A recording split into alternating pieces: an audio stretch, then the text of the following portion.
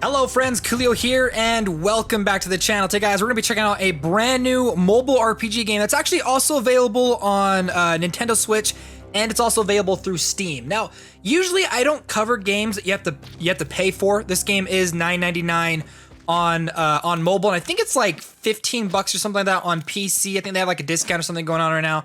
But anyway, the reason why I decided to even kind of try this game out is I actually played the original Ninth Dawn, like the very first one, and I really liked it. And I've been kind of in the mood to play like some old school RPG games, and then I saw that this game was coming out, and they did offer to send me a free copy of the game, so I was like, sure, why not? So they sent me a free copy, and I've jumped into the game. I've been playing it. Now, this is not a sponsored video. No one's gonna be like reviewing the video or anything like that. It's just me jumping in, wanting to play this game, and giving you guys my overall impressions. And so, if you guys enjoyed today's video, want to see more videos like this, make sure to like button and subscribe to the channel. So Ninth Dawn 3 is awesome. This game is crazy. So I've put in probably about 3 hours, and literally all I've done in the 3 hours so far of this game is run around and explore the world.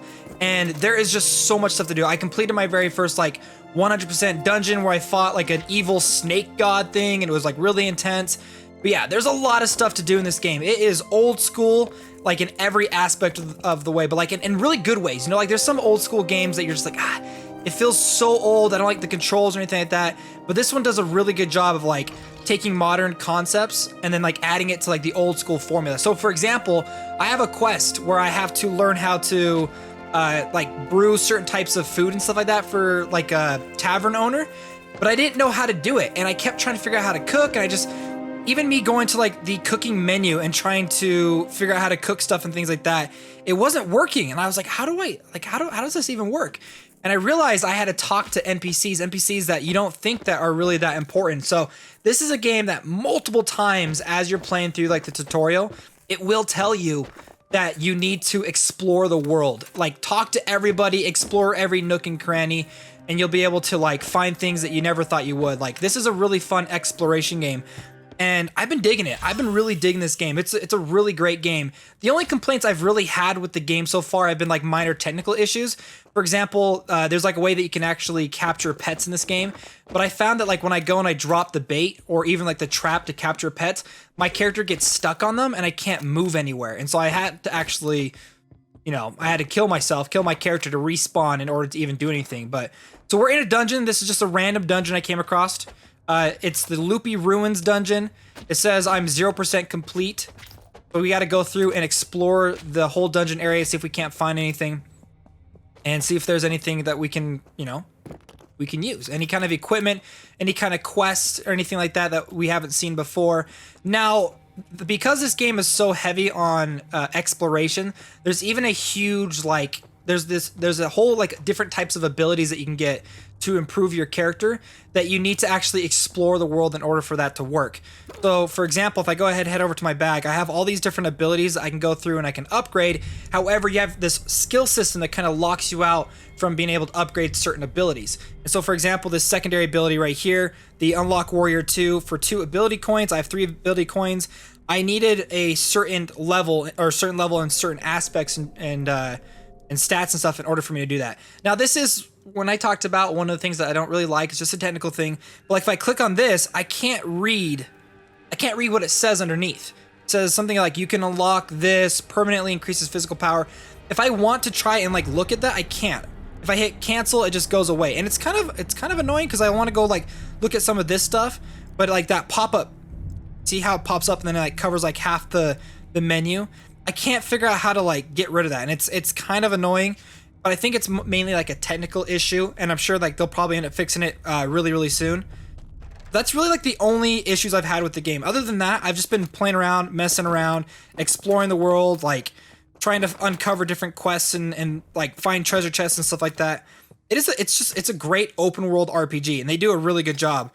But again, it is a pretty like, I want to say kind of hardcore RPG, because though it does give you some initial quests starting off, it's not going to like pinpoint you in like any direction you want. You can basically, as soon as you get like your starting quest, you can basically go and do whatever you want. You can go and explore different ruins. You can go to the next town. You can take on monsters and stuff like that. You can go and do cooking. You can learn how to capture pets. Yeah, there's a lot of stuff. So we're going to go through. We're just going to explore a little bit more of this of the ruins that I'm in and hopefully be able to find some of those ability coins, which the ability coins, you find them throughout the world. You don't just like earn them by leveling up or something like that. You actually have to go around and explore and hope that you find them. Sometimes they're behind like hidden puzzles, or there was one that I had to like, there was like a hidden path to get to it. So yeah, so keep an eye out. It's really important to explore this game. Ooh, what is that? Can I destroy those?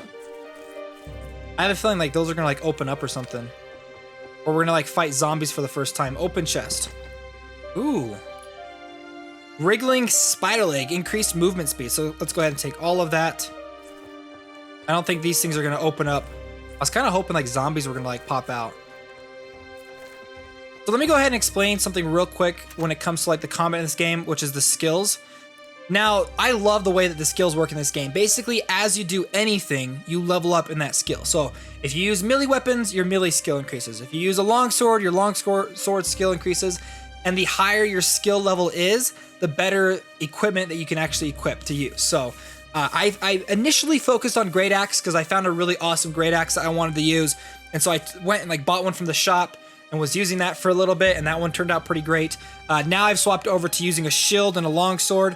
I haven't used any spells yet. The spells I'm still going around trying to like learn how to unlock this different spells and abilities, but there's a bunch of them right here. Destruction spells, restoration spells. In fact, I did see one. Where was it? Right there. You can unlock it. Summon your mount to appear. Ooh, yeah. Drop that down on the ability bar. I don't think I have a mount yet, do I? Yeah, I don't have a mount yet. So I probably just ended up wasting that ability. So I'll probably have to go and capture myself a pet and then use that to turn that into a mount. So let's go ahead. This is like the next kind of city area that I need to go and explore. But I do want to show you guys some of the other aspects of this game. There's a huge world to explore, and I've barely explored any of it. And this is, like I said, like 3 hours of me playing the game, and I've only explored that little section. There's a lot of stuff to do. One thing that is really interesting is the world that they build. It follows like some pretty strict rules. So for example, let's go ahead and set my blood spawn. That's my resurrection point. All of the NPCs in this city, they actually go by like time. So that guy there, Amory, he's the armor smith. He just went home. Now he's in his house. If I want to talk to him, he'll probably get mad at me. No shop, he's like, I'm at home. So if I wanted to go to the shop and buy stuff, I'd actually either have to wait, or I can go and I can sleep in a tent or sleep in the bed. And then the next day happens, and then I can head down to the armor shop, and there he is.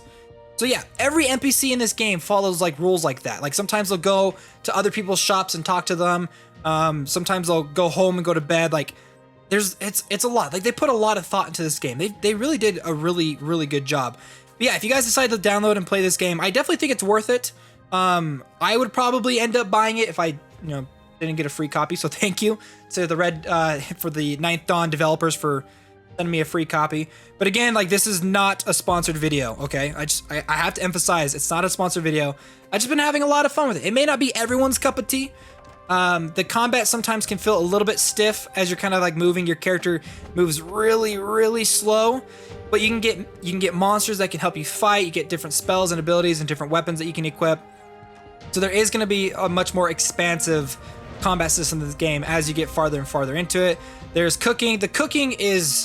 At first, the cooking is very difficult.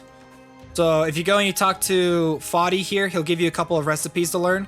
But we'll go ahead and cook something, and then we'll select a recipe. Can we cook any of these? We can't. So cook, and then we got to make sure that it stays in the good section. And look at that. Even though I used a bunch of my recipes and stuff, and I kept it in the good spot, I got 0. I got absolutely nothing from that. And it can be a little bit frustrating because a lot of these skills kind of start off at level 0. You'll fail a lot and stuff like that. But as you use those skills, as you explore around everything, you'll eventually end up getting a lot better. So I really do love that aspect of the game. This is a game that, yeah, it's really enjoyable. So there you guys go. Ninth Dawn 3 is now available to play. And if you guys like today's video and want to see more videos like this, if you guys want me to cover more like buy to play games, let me know in the comments. But guys, thanks so much for watching. My name's Koolio, and I'll see you next time.